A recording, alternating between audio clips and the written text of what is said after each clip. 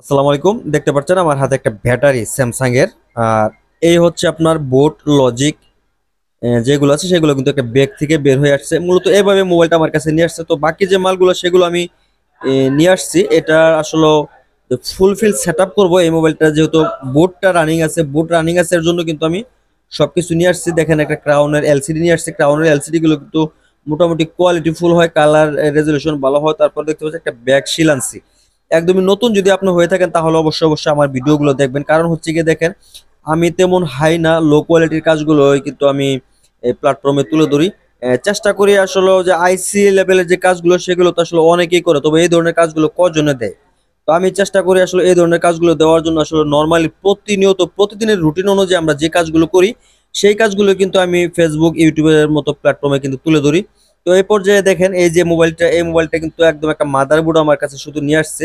তো এটার আমি ফুল সেট আপ দেবো। আপনি যদি মোবাইল সার্ভিসিং এর কাজ শিখতে ইচ্ছুক হন তাহলে কিন্তু এই ভিডিওটা আপনার জন্য। কারণ হচ্ছে দেখেন আপনি যে কোনো জায়গায় যে কোনো কাজ শিখতে যান না কেন, আপনাকে প্রথমে যেটা দিবে সেটা হচ্ছে কি আপনার একটা মোবাইল খোলা এবং ফিটিং কিভাবে করবেন সেটাই আপনার হচ্ছে মেন। আপনি কাজ জানেন কিন্তু মোবাইল খুলতে পারেন না, তাহলে কি কোনো কাজ হবে? আপনি কি সাকসেস হতে পারবেন? আপনার সবকিছু দরকার। আপনার যেমন হার্ডওয়্যারের কাজ দরকার, সফটওয়্যার, তেমন কিন্তু খোলা ফিটিং এর একটা বিশেষ একটা ভূমিকা রাখে মোবাইল সার্ভিসিং এর জন্য। তো এই পর্যায়ে দেখেন কথা বলতে বলতে আমি কিন্তু কাজগুলো করতেছি। অবশ্যই আমার শুধু কথা শুনবেন না, আমি কিভাবে কাজগুলো করি সেগুলো দেখবেন।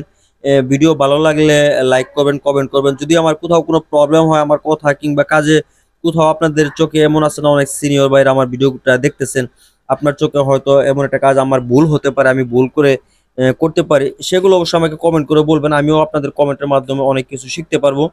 তো এই পর্যায়ে দেখেন আমি একটা এলসিডি, নতুন এলসিডি লাগানোর আগে আমি প্রত্যেকটা ভিডিওর মধ্যে আমি কিন্তু ভালো করে বলে দিই, প্রত্যেকটা এলসিডি ফিটিং করার পূর্বে আমি যেটা করি দেখেন, আগে আমি ভালো করে চালু করে নিই। চালু করার পর প্রত্যেকটা এলসিডি আমি ভালো করে আগে চেক করি বারবার। কারণ অনেক সময় দেখা যায় ভাই চেক করার পরও আপনার এলসিডি গুলো লাগানোর পর উল্টাপাল্টা প্রবলেম হয়, লাইট আসে না, গ্রাফিক্স আসে না।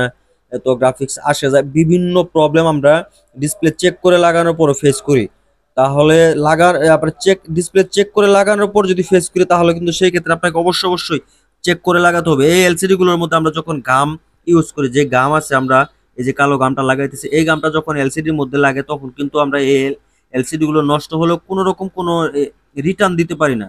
এই এলসিডি গুলো সম্পূর্ণ আমাদের দাম ভরা লাগে। তার জন্য কিন্তু আমি বলবো যে আপনি যদি নতুন হয়ে থাকেন অবশ্যই একটা এলসিডি ফিটিং এর পূর্বে ভালো করে চেক করে, একবারের জায়গায় দুইবার চেক করে তারপরে এলসিডি গুলো ফিটিং করবেন। তো কথা বলতে বলতে কিন্তু মোটামুটি আমি দেখেন যে আপনার যে কেচিং বডিটা ফিটিং এর ফুল সেট আপ করতেছি। এটা মোটামুটি 70% কাজ কিন্তু শেষ। এলসিডি, বোর্ড, ব্যাটারি, লজিক সেগুলো কিন্তু বসাই দিছি। এখন বলতে গেলে এটা কাজ শেষ টোটাল। কারণ দেখেন এই যে আপনার ডিসপ্লে এবং ব্যাটারি কানেক্টর এবং আপনার ইউএসবি যে কানেক্টর গুলো আমি অলরেডি কিন্তু বসিয়ে দিলাম। দেখেন এখন আমি চার্জটাও চেক করবো। একটা মোবাইল আপনি ফিটিং যদি করেন, আপনি যদি ফুল সেট আপ করেন তাহলে কিন্তু প্রত্যেকটা পার্ট বাই পার্ট চেক করে করে ফিটিং করবেন। কারণ দেখা গেছে আপনি এই মোবাইলটা ফিটিং দিলেন, ফিটিং দেওয়ার পর দেখা গেছে আপনি ব্যাটারি কানেক্টর লাগাইছেন না, কিংবা আপনার লজিক, কিংবা হতে পারে যে আপনার নেটওয়ার্কের লাইনটা আপনি লাগান নাই, সেক্ষেত্রে কিন্তু আপনাকে কিন্তু পুনরায় আবারও কষ্ট করতে হবে। তার জন্য আমি বলবো এগুলো কাজ করার আগে প্রত্যেকটা স্টেপ বাই স্টেপ আপনি চেক করে করে ফিটিং দিবেন, যাতে আপনার ফুলফিল ফিটিং দেওয়ার পর কোনো রকম কোনো কারণে মোবাইলটা আর দ্বিতীয়বার খোলা না লাগে।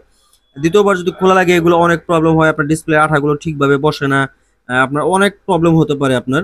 তো যাই হোক, এই ভিডিওটা একদম নতুনদের জন্য করছিলাম। হয়তো বা আপনার এখানে কোনো শিক্ষণীয় কোনো কাজ নাই, তবে সবচেয়ে বড় শিক্ষণীয় যেটা সেটা হচ্ছে আপনার যে মোবাইল ফিটিং করার জন্য, যে কোনো মোবাইল ফিটিং করার জন্য আপনার কিন্তু বিশেষ একটা ভূমিকা হচ্ছে মোবাইল খোলা আর ফিটিং।